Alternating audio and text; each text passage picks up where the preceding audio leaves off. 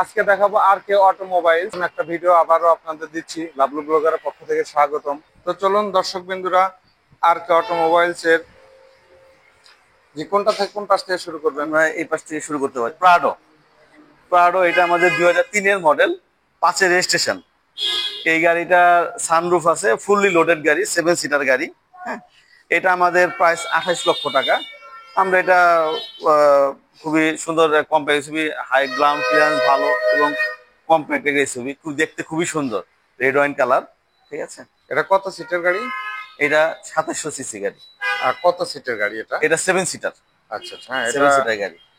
এই গাড়িগুলো বেশ ভালোই চাহিদা আছে মার্কেটে। হ্যাঁ,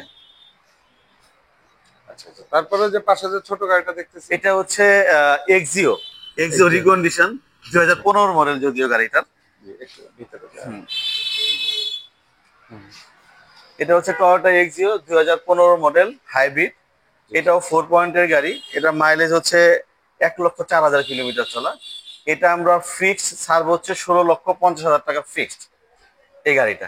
ঠিক আছে, এই গাড়িটাও রিকন্ডিশন গাড়ি, কোনো অ্যাক্সিডেন্ট হিস্ট্রি নাই, কোনো কিছু, একেবারে ফ্রেশ কন্ডিশনের গাড়ি।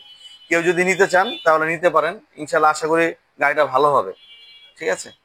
আচ্ছা আচ্ছা, নেক্সট গাড়িটা যাই।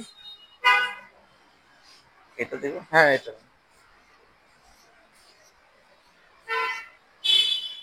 এই গাড়িটা হচ্ছে টয়োটা রাম গাড়ি।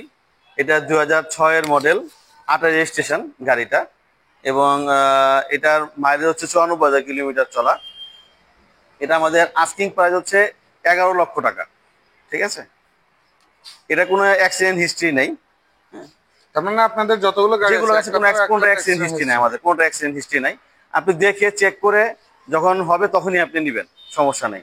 টেস্ট ড্রাইভ দেওয়ার ব্যবস্থা আছে, আমাদের দাম দর ঠিক হলে আপনি টেস্ট ড্রাইভ দিবেন। টেস্ট ড্রাইভ দেওয়ার পরে যদি কোনো গাড়ির আপনার মনে হয় যে এই কাজগুলো করার দরকার, আপনি সেই কাজগুলো করতে পারবেন, আমরা করে দিব সেগুলো আপনাকে। আচ্ছা, ঠিক আছে।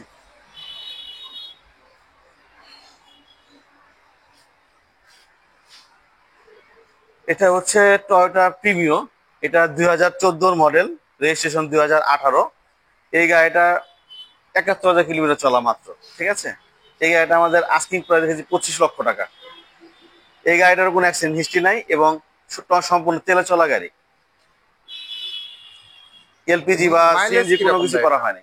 জি, এটা মাইলেজ কিরকম দিতেলে? 71,000 কিলোমিটার চলা এটা গাড়িটা। আর ঢাকার ভিতরে এটা আপনার তেলে 10-এর মতো পাবেন, 8 থেকে 10 এই রেঞ্জে পাবেন আর কি। আচ্ছা ঠিক আচ্ছা, আছে। আর এলপিজি করলে সেক্ষেত্রে এখন সবাই এলপিজি করে, ম্যাক্সিমাম হ্যাঁ, এলপিজি করে। এলপিজি এখন কারণ গ্যাস একটা লোড আনলোড করা একটা হ্যাসেল, হুম, কারণ অনেক দীর্ঘ লাইন ধরতে হয়, সেক্ষেত্রে এলপিজির লাইনটা নাই। জি জি, এলপিজিতে সাশ্রয় এবং ইঞ্জিনটা ভালো থাকে এলপিজিতে। হুম, ঠিক আছে। আচ্ছা এটা আপাতত বিক্রির জন্য না আর কি। ঠিক আছে, এটা এমনি আচ্ছা, আমাদের একটা কাজের জন্য আসা তো।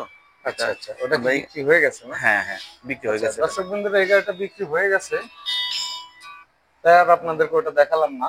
এখন অন্য গাড়িটা দেখাচ্ছি। এটা আমাদের টয়োটা এক্সিও। এটা 25 স্টারের গাড়ি, জি প্যাকেজের। এটা 2008-এর মডেল, 13তে রেজিস্ট্রেশন হয়েছে। এই গাড়িটাও কোনো অ্যাক্সিডেন্ট হিস্ট্রি আমাদের নাই। ঠিক আছে, আপনি দেখে চেক করে নিতে পারবেন, সমস্যা নেই। এর টুকিটাই কিছু কাজকর্ম আছে, আমরা এগুলো কমপ্লিট করেও আপনাকে ডেলিভারি দিব যদি আমাদের সাথে সব দিক থেকে ঠিকঠাক হয় আর কি, দামে দেওয়া ঠিকঠাক হয়।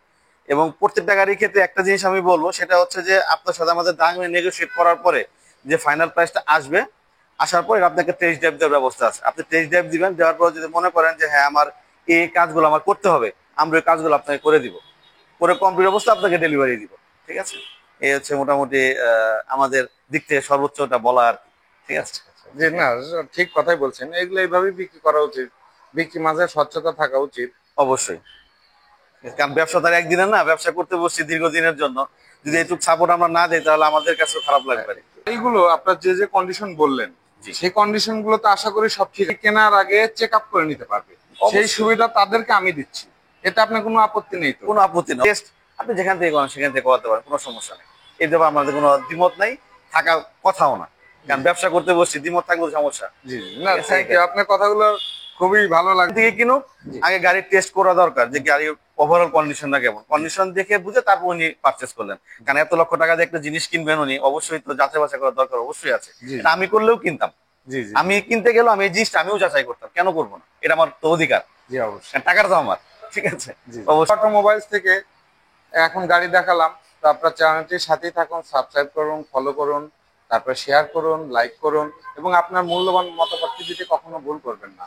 আপনার মূল্যবান মতামতের উপরই আমি ভিডিও ক্রিয়েট করে থাকি, তাই আপনাদের মূল্যবান মতামতগুলো আমার জন্য খুবই ইম্পর্টেন্ট।